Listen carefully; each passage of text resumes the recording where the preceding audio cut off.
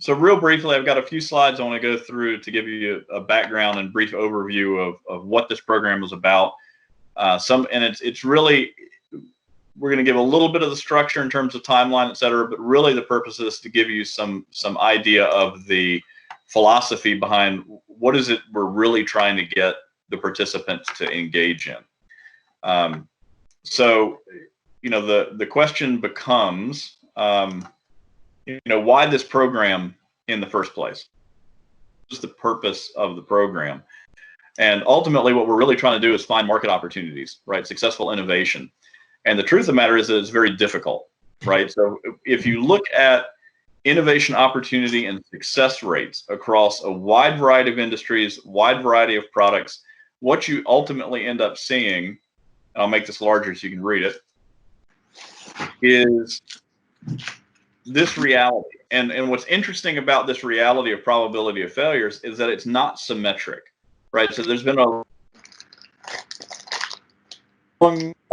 very long in the tooth idea in industry that moving to a new customer base or moving to a new technology represent the same level of effort and the same level of risk.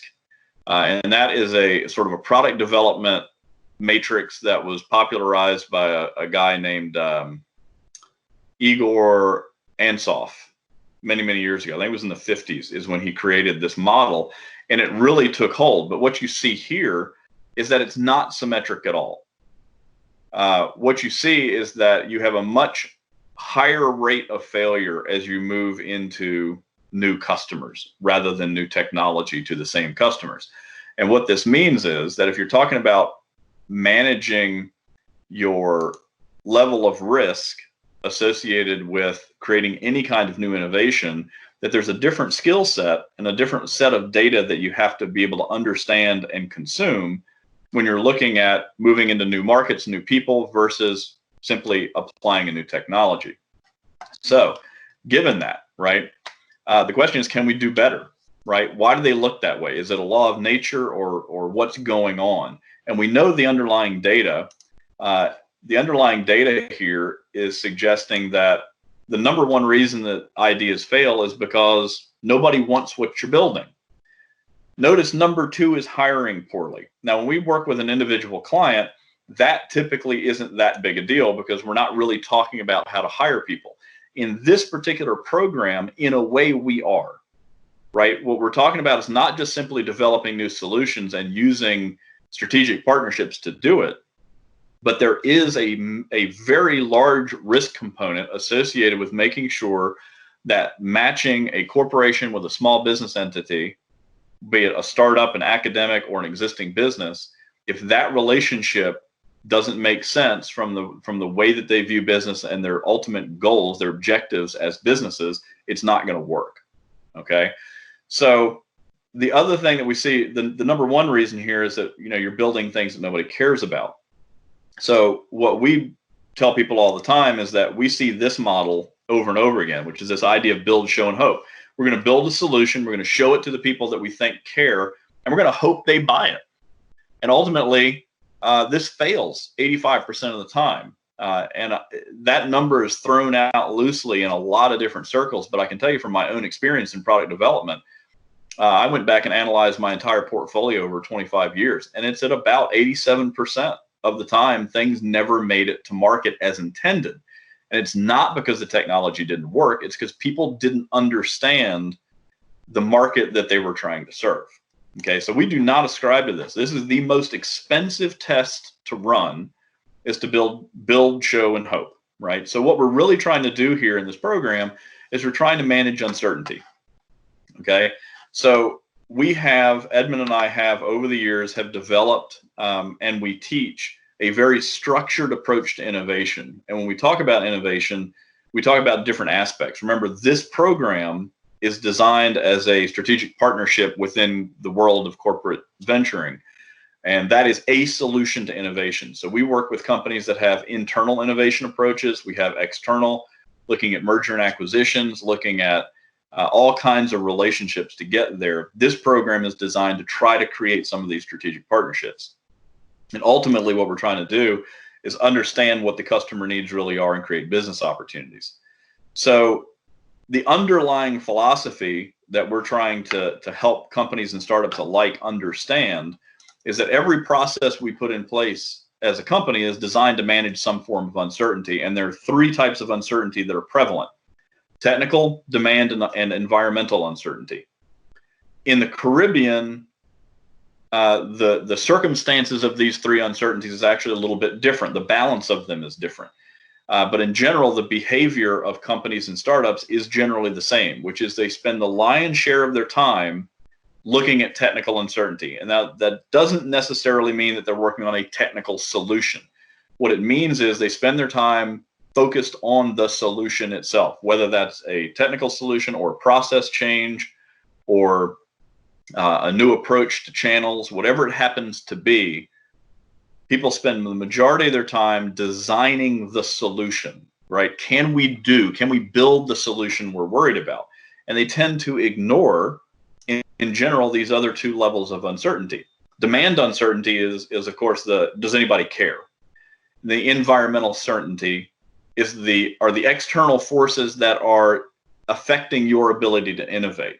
And this is where the balance of these uncertainties, in our opinion, from what we've seen, is a little bit different in the Caribbean than it is in other parts of the world, because it's not just environmental from the terms of regulatory, right, or external business forces, macroeconomic forces, et cetera, but there's also a geography constraint, right? There is a certain amount of geographic and business isolation within the Caribbean. You've got multiple countries trying to work together towards certain objectives at times, which also creates uncertainty around policy and ability to work together, et cetera. If you have a startup, or let's say we have a corporate in Jamaica and a startup out of Barbados, that's a different dynamic than they were both in the same country, even though they're both in the same region. So when we talk about managing this uncertainty, what we're really trying to do is move down this path of uncertainty, going from trying to understand what are we trying to accomplish, right? What are the mega trends in the market that we're trying to engage and create economic impact from, all the way to the right of migrating new ideas and new products and new solutions back into the core business of both, in this case, the corporate and the startup, right? One of the discussions we had with a corporate yesterday in this program is that you need to consider the fact that you as the corporate may or may not be large enough of a customer to support a startup long term, right? So there's certain uncertainty that you introduce by being the current customer or the first customer. But what we're really talking about here is trying to get people to work through investigating the market, inventing a differentiated solution that's going to result in the objective that everybody's looking for, and then eventually implement that into a core business. And what we see over and over again is that businesses, everything from startups all the way to Fortune 500 companies, Fortune 100 companies in the United States, this is what they actually do in practice. Okay, what they actually do is they say, well, what are we good at doing? Let's differentiate a solution based on our capabilities, and then go generate a business model. And they're looking only at their competitors to determine whether or not they're differentiated, rather than thinking about differentiation from the perspective of the customers they're trying to serve. Okay, so if we then go back and we say, all right, in this entire space, where is the lack of education and skill set and tools that people are missing in order to be successful in innovation and successful, therefore, in something like a corporate venturing program? And that's right here. So we spend a lot of time, and we'll spend a lot of time in this program with both the corporations and the startups to redefine tools and methodologies to help them get through this market assessment part. Okay, this is the part that's typically missing, but this is the part that's critical to understanding whether or not an opportunity is real. And by putting both the corporate and the startup, giving them the same language to be able to talk about their target markets, talk about how they serve customers, allows these relationships to be built not only in a more cohesive manner, but also gives them a common language so that they can communicate better. And it's objective, right? It's based on data from the market rather than opinions of the people that are on the team. So the question therefore becomes, where does corporate venturing typically show up in this space, right? Because assessing the market are things that we're doing prior to differentiating a solution, right, in this model. So what's really going on here is corporate venturing shows up under differentiating a solution. Corporate venturing itself is a solution to innovation. And if we take a closer look at what corporate venturing looks like as a whole, what you see is all of these different things that corporations can take part in, everything from resource sharing and hackathons all the way out to acquisition, merger and acquisition, as a means for innovating. And we are going to define in the program what we mean by innovation a little bit better, which in this case is different from invention, right? So invention, what we like to say is invention is when you change money into new ideas, right? Somebody gives me money, I come up with something new. Innovation, we define it as taking a new idea and turning it back into money. So the purpose of all of these innovation processes is to figure out, how do we take a new idea, a problem that exists, and use that knowledge to leverage it into economic impact. So within this program, if you look at all of these options, what we're really focused on are these strategic partnerships, which in our opinion is a really good place to start regionally from a corporate venturing perspective, because it really is one of the things that A, is controllable, B, is the easiest place to step in as a company, and C, it actually covers a much longer time frame, a much broader spectrum of activity for everyone involved. For example, hackathons, you simply give a problem to somebody and say, can you come up with a solution for me? And that's a one-time event. And then once you have potential solutions on the table, you don't know how to evaluate them. You may not have the technology to implement them. So it's just a bunch of ideas sitting in a basket. It's not very useful. The idea of strategic partnerships allows you to do more than simply focus on the solution. And we're going to get to that in just a second to show you what kinds of companies we think are going to benefit from this. But to finish the story here around how do you deal with decreasing uncertainty, this program is designed to move from corporate coaching to startup coaching to then collaborative coaching for participants involved.